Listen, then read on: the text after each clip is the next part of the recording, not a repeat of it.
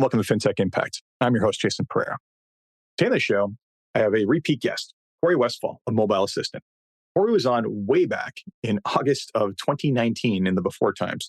And I brought him back on the show to basically talk about Mobile Assistant and the evolution that he's undergone since then and how he's positioning himself for the future. And with that, here's my interview with Corey. Corey, thanks for taking the time today. Hey, Jason, it's great to be back. It's been a minute. Yeah, you were episode 83 back in the day, and this episode's going to rank somewhere in the 320s. So it's been a while. Oh, man. And this is 2019. Look back, man, there's been a lot that's happened in the last few years. It's crazy. You're not kidding. Anyways, let's remind people of what it is you do. So Corey Westphal, tell us about Mobile Assistant. Very simply, Mobile Assistant provides an easy way for advisors to document their client interactions using a template-driven dictation process. We have US-based transcriptionists throughout the country that provide the human touch to what we do so that notes that are delivered back to our advisors are over 99.6% accurate. And we integrate with most of the CRMs out there to get the notes where they need to be for the advisors to take the data and actually be able to use it in a meaningful way. Excellent. So basically, you've been around for a while now, right? Like, how long has Mobile Assistant been? Yeah, so Mobile Assistant has been in this financial insurance industries for 14 years. We actually go back even farther in that the origins of Mobile Assistant was a transcription company that I started with my father 26 years ago. And we provided our dictation services for physicians and hospitals for about 16 years before we looked to try to find some other industries that could benefit from highly accurate dictation services. And the financial industry was an absolute no-brainer. And so glad that we started Mobile Assistant as a way to introduce what we do for the financial community. Well, 99.6% accuracy is definitely something to boast about. My goodness. So you're not quite Six Sigma yet, but you're getting there.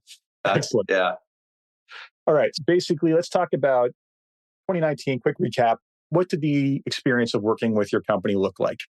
We were growing as a company leading up to that time in 2019, really close to right before the shutdown of when the world stopped for a good year and a half, 2 years. We were very lucky as a firm in that we were already set up as a company as a remote workforce. We had 80 plus transcriptionists throughout the country, everyone set up in a remote environment so that we could provide our dictation services throughout the country and be able to have the dictation process quickly. And because of that, it did lead to a better environment for us to be able to handle and withstand the closures that were happening throughout the country and throughout the world. And so coming out of that, we really have just hit the gas when it came to innovating and coming up with new ways of advisors being able to utilize our service and how we went about reimagining how we capture that data from those client interactions from our customers. We really made a lot of pretty great innovations throughout that time, which I'm really proud of. Fantastic. All right, let's talk about those innovations and how you've evolved. So basically, the interaction before was essentially transcribe, send over to you guys would have a human being transcribe the entire thing and then push it back to CRMs and everything else. How has that changed over this time? I'd say the biggest difference is that for many years, almost 2 decades, the process of how the dictation is actually communicated to our company so that we can transcribe it and send it back was very simple in that you'd either call a dictation hotline and speak your notes, you're leaving a voicemail message, or you would utilize our app, which was introduced in 2013, and just hit the record button and speak your notes. That was the only way of being able to communicate a dictation to a company like ours for transcription. And what we found in the financial industry especially was that we were really looking and trying to introduce dictation to an industry that it was a fairly new tool and new technology that advisors hadn't really thought about using. And because of that, what I found and what we found as a company was that we needed to provide a way for advisors to be able to have a guide through the process. And the best way to do that was to innovate dictation templates into the mobile app. And so what these dictation templates have allowed us to do as a company is provide a framework for those dictations so that an advisor, when they first start to use our service, they don't have to feel like they're just on their own and just have to free form dictate and try to remember everything. What they're able to do is they're able to customize templates so that they have questions that they simply scroll through, they say the question, they answer it as they go through the process of dictating. It made a huge impact when it came to adoption. And so advisors now didn't have to feel like they had to just try to remember everything and keep track of exactly what they're speaking, what they needed to recall. They can actually use templates to help guide them through the process. And so introducing that those templates were introduced about 5 years ago, made a huge impact in how advisors were able to use our service. It makes sense. Effectively, you're reducing the cognitive burden just like a checklist would, right? So you're taking the need for me to remember everything and you're giving me a checklist to work down, which is only going to improve my compliance and improve my accuracy and also help the transcribers understand the context of what is being discussed. I'm sure the accuracy rates must have benefited from that.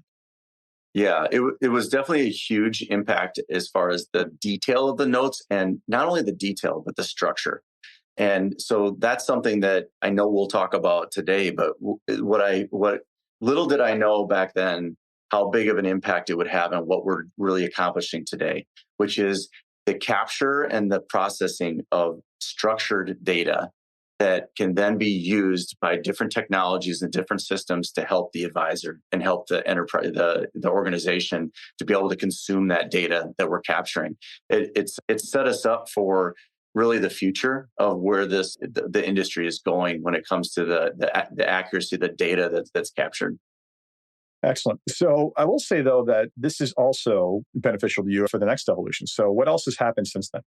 One of the things about 3 years ago, what we recognized was, although dictation templates were a really great addition to our mobile app, what we found is that it wasn't super intuitive and super easy for advisors to have to create their own custom templates in the app.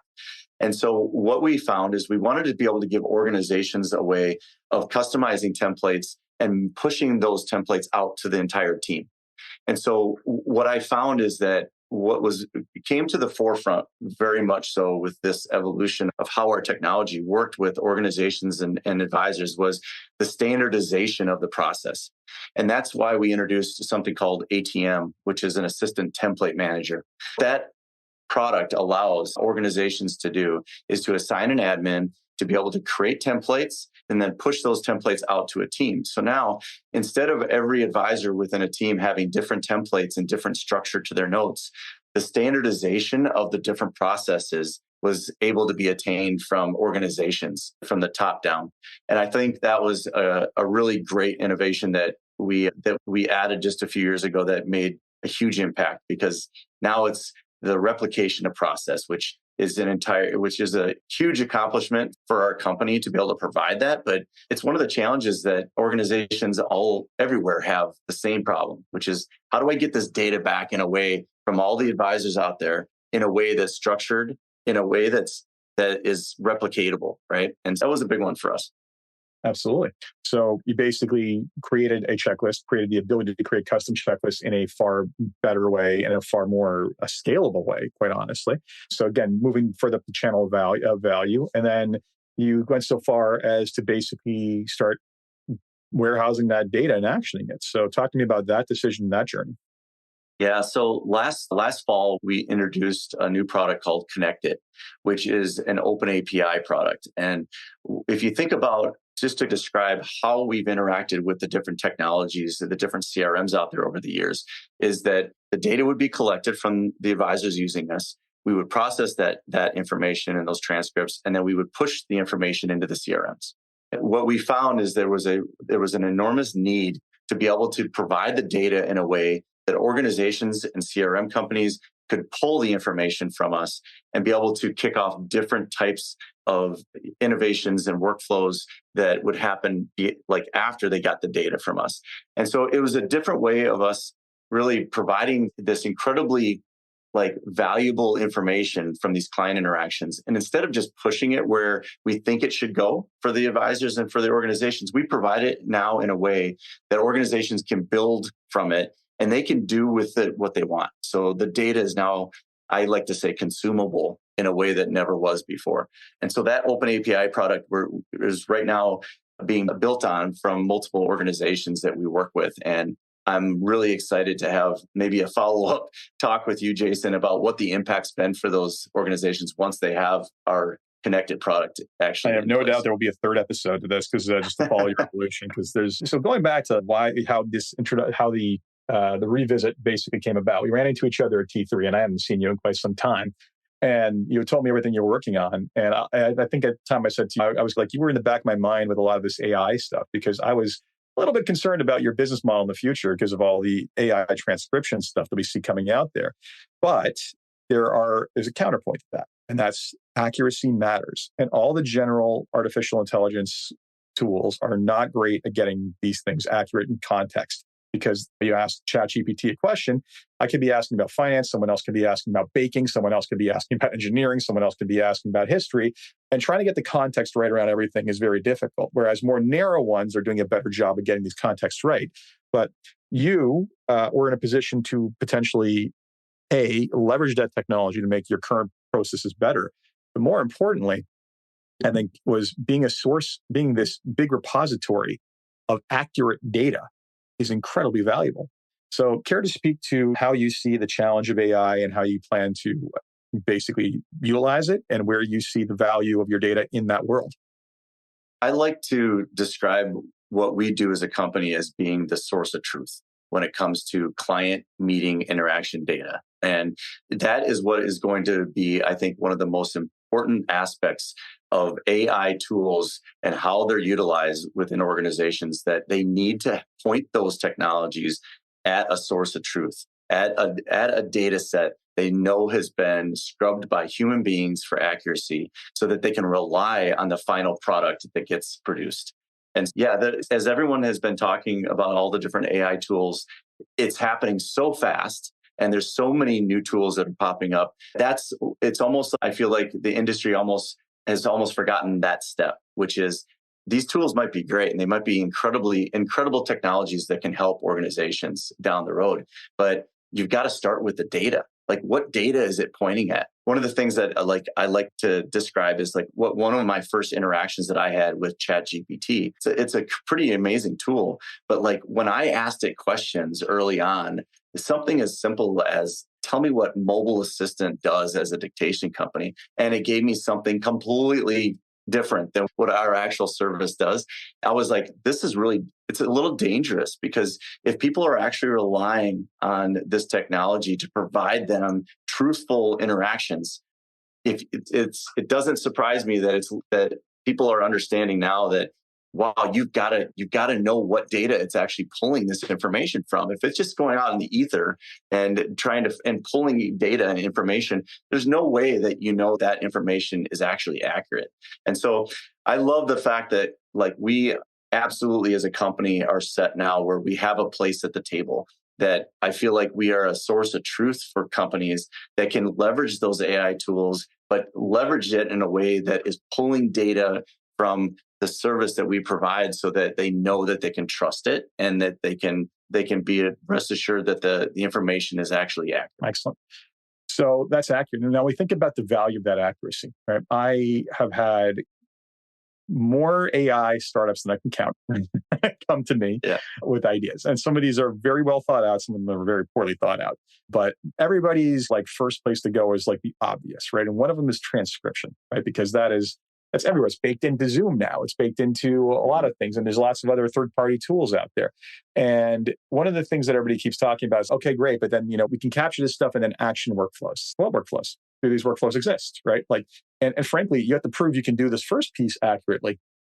Like, when I say accurately and fully accurately, because the last thing someone wants is a workflow to be initiated that is a misunderstanding of what that person said, right? Like that can make you look pretty embarrassed pretty quickly, right? Whereas you're already there at 99.6%. Frankly, anyone who wants to cover that last 0.4%, let's look up Zeno's paradox and realize that sometimes that's pretty damn good. I'll take 99.6% of just about anything. You're already in a position with the source of truth, the APIs, to start actioning those workflows with your partners. So talk to me about the feedback you're getting from potential vendors around this and what they're saying. Are they excited about this? What are they thinking about doing with the data you're feeding them? Yeah. I'll talk about one of our biggest partners, which is Redtail/Orion now. And one of the things that they recognize very quickly when it comes to the information that we provide them and feed the CRM is how accurate the notes are and what kind of an impact that actually has for the advisors using that CRM, because it provides an easy way to get the data into the CRM. And it's so accurate that it doesn't waste the time of the assistants or the advisors themselves having to take the time to clean it up. And so when they have recognized this value over the years, and that's why we're such a great partner with Redtail and Wealthbox and even Salesforce, those kind of CRMs of the world, is that it's such a symbiotic relationship, because we're not interested in being a CRM company. They're not interested in being a transcription company that produces 99.6% accurate notes. Because of that, it's such a great partnership. That one of the things that I'm most excited about is that we are redoing our integration with Redtail and Orion right now. And they're going to be building now on our open API and have the access to be able to pull the data in ways they could never do before. And so there's a lot of very smart people at Orion that are very much interested in learning what that data is going to be in the long term, what kind of effects it can have on the advisor base that are using both us and Redtail. What can they do with that information, and can they do to make the advisors' lives better? And so there's a lot of really interesting ideas that I have, but I'm really excited to get that foundation built first and have that new integration in place, and then start having the conversations of, okay, now we're providing all this data and you can do different types of functions with it. Let's talk about what the most impactful ways of consuming that data will be for the advisor community. Excellent. Yeah. And Redtail being owned by Orion now, and everything else Orion touches, that sets off a potential for touching just about almost any operation an advisor does. I'm not going to necessarily say that it's going to start executing trades on our behalf, but it would be nice to potentially, instead of dictation, capture that information and action a simple yes, no, do you wish to proceed type button push that creates that last second check. There's really, the sky's the limit on that stuff, right? And when you look at certain platforms like Orion, like InvestNet, or just even less integrated portfolio management platforms that exist out there, the potential for what they can do with artificial intelligence is huge, for what they can action with artificial intelligence is huge. But the missing piece of it's been the top of the funnel. The top of the funnel, where is that information coming from? It's still going to involve someone going in there and telling you what to do. But you are at the top of the funnel, right? You're capturing so much information at the top, and potentially with those templates, being able to accurately map each of these different action points to be then pushed to that workflow. That is such incredible potential for where this could go. Yeah. And not just workflows, but where I really think that we're going to have a huge impact in the future is going to be, how are the dictation templates structuring the data to be able to create new account openings, or create forms, or fill out all this documentation that has to be done right now internally in a manual process. I know that our open API is going to open up the world of form filling that's driven from the data that's collected from these dictation templates from advisors. And so that's where we're going. And that's where our technology, I think, is going to lead us, and because those are the biggest pain points. And for advisors, if you can solve challenges and solve problems, that's where your technology becomes more invaluable. And so that's the way I've always tried to take this company, is to think about ways of solving problems for the advisor community, because that's, in the long term, that's what's going to keep us a seat at the table, and part of the tech stacks that are going to be needed for advisors to take and really have a huge efficiency gain. Absolutely. And it is, the funny thing is the structure. The irony is that one of the big exciting things about artificial intelligence is the ability to take unstructured data and make sense of it. However, there's a cognitive burden to human beings doing that. There's a burden towards artificial intelligence doing that, and the probability of getting that right becomes even weaker. And when you talk about the ability to do everything from form filling and whatnot, you're absolutely right. People are much more likely and happy to talk about themselves and what's going on in their lives than they are to fill in a form. right? I'm sure every advisor's had at least one client who's like, I'm not going to fill this thing out. Just sit here and ask me, right? Like they would rather sit there and just have you verbally ask the questions and populate your own template. Or sometimes that's the only way it's ever going to get done is if you do that. So the ability to cut through that and just meet the client where they are in terms of how they want to give you the data. But that's the other thing we haven't talked about is how do we basically, when we're collecting this, there's a burden on the client substantially. And it's not a comfortable burden we put on them. But if we can just simply say, instead of you have an option, fill something out, let's have a conversation. Heck, maybe even a world where they look at your template and they just verbally answer the questions and that comes through. Fantastic. Yeah. There's a lot of applications for an easy way of documenting those client interactions and getting that data in a way that you can take and you get it to the CRM, which is where it needs to live eventually. And so, I'm excited for where this will go and how advisors will be able to leverage our technology in ways that makes their client engagements better. Because that's, at the end of the day, that's what advisors want. They want to be able to spend time with their clients. They want to spend time understanding what their needs are and listening and having those kind of conversations. They don't want to spend the time with the post-meeting follow-up that takes so much time out of their day where they're having to fill out these forms that are required, right? From a compliance standpoint. If they have an easier way to do, that's what I'm excited about, is giving back advisors time so that they can spend it doing what they do best, which is meeting with their clients and having those client interactions that are so important. Absolutely. And the thing is that the promise of artificial intelligence, and I've said this in the past in presentations, is that a lot of that stuff's just going to go away. It's going to be automated away. But the need for the inputs to be accurate is immense. And what is really going to work, and my thesis on this has been for a long time, it's not the 100% pure technology aspect, it's the cyborg solution, which is effectively what you're doing, right? You're pairing the strengths of technology with the strengths of humanity to basically create something of deep value, which is, it can't be said enough, accuracy in data. One of the biggest complaints people have on this podcast is the quality of data or access to it. And you're looking to solve both those problems at the top of the funnel. Yeah, it's amazing that we've come full circle as a company and that the company was started with the human component of what we do at the forefront. Because in the medical transcription industry, accuracy is not a nice to have, it's a requirement. You're dealing with patient notes, right? And so by starting with that foundation where we really did rely on the quality of the dictation that is produced from our company based on the human component that has to be a part of the processing, that we have just evolved as a company where we still have that same component, but we've added technology to boost the productivity for our transcriptionists, but there will always be that human oversight. They might be doing 10 times the amount of work that they could do 10 years ago because of some technologies that we've added. But at the end of the day, there's still the human component that has to be part of the overall process in order to make it incredibly valuable. If we didn't do that, we would be no better than these voice to text softwares that you can get for $1.99 on the App Store. Yeah, absolutely. Yeah.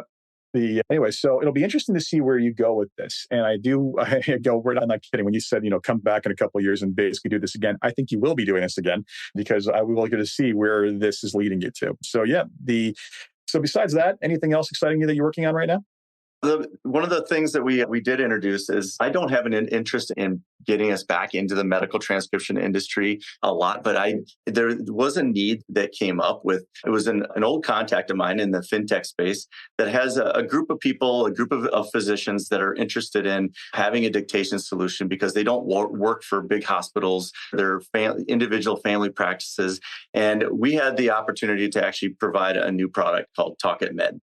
And what it is basically just the use of our dictation service on the medical side for groups of physicians now that are looking for a service they can trust.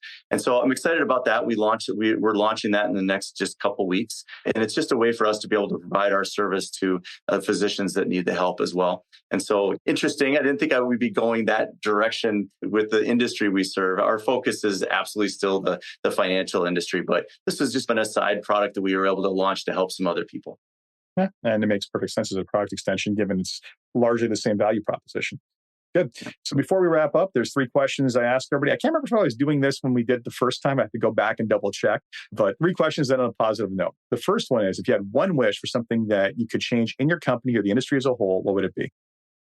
I would say the change that I would like to see is just the recognition of the need for accurate data. It's one that we talked about a lot today. And Yeah. I can overstate it. That's what our mission is as a company. And that's what we do so well. And that's what all the 100 employees behind me that are working to do that every day.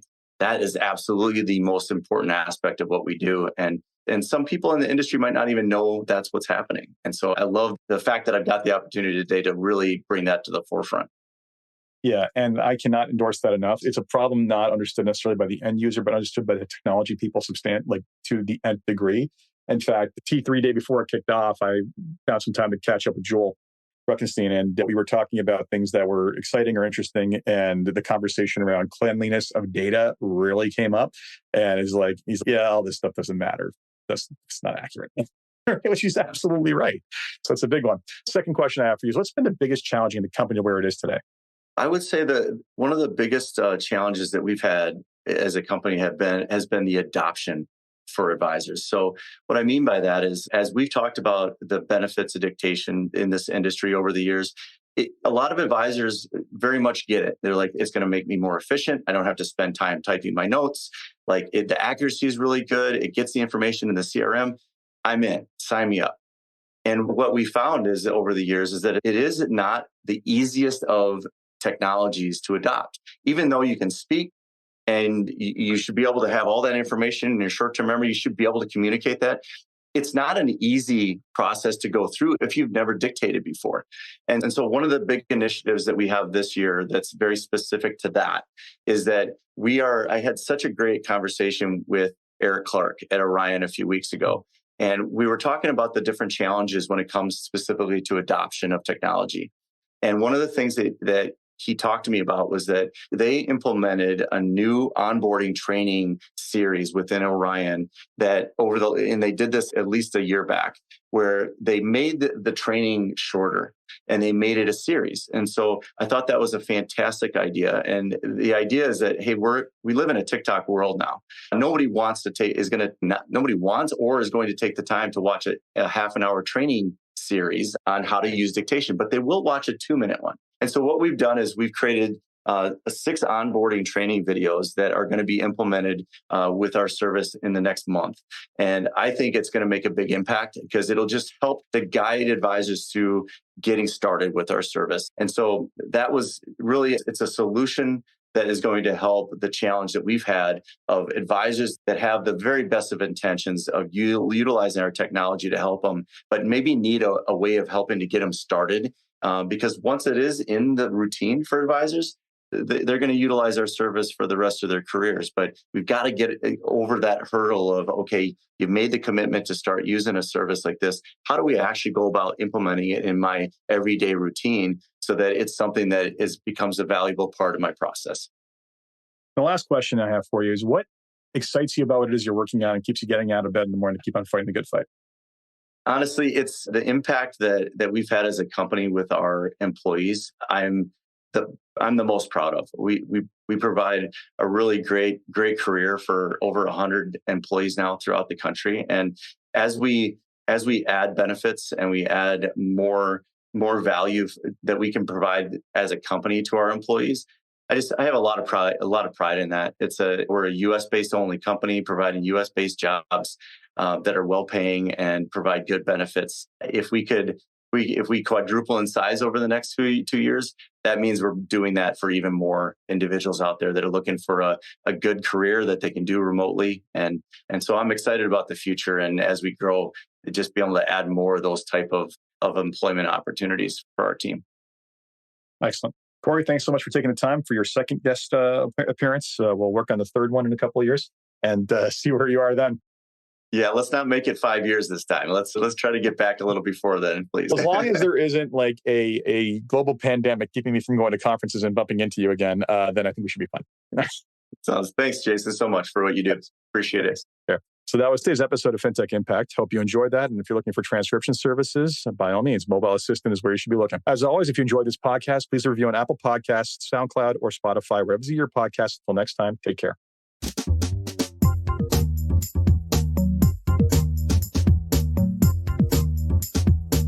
This podcast was brought to you by Woodgate Financial, an award-winning financial planning firm catering to high net worth individuals and their families. To learn more, go to woodgate.com.